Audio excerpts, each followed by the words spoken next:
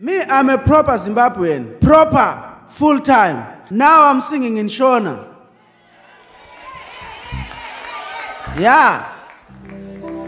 Yeah, full-time Zimbabwean, no half-half. Kana zvanaka toenda kudenga. Yeah, this one you don't sit down when you are African. Stand up. Come on now.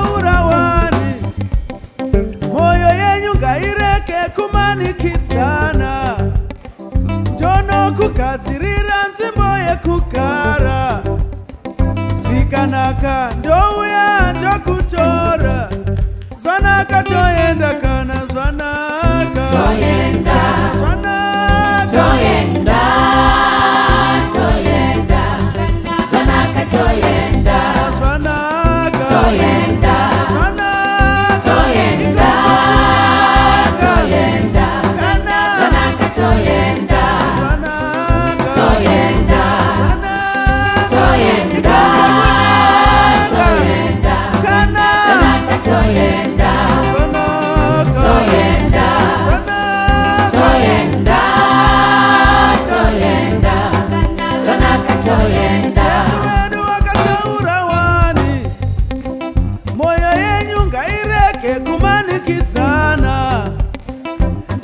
kugadzirira nzvimbo yekugara zvikanaka ndouya ndokutora zvanaka toenda kana zvanaka toenda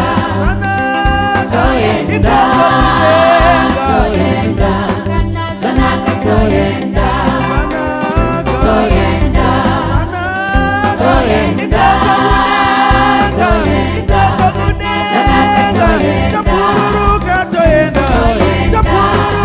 toenda zvanaka toenda toenda toenda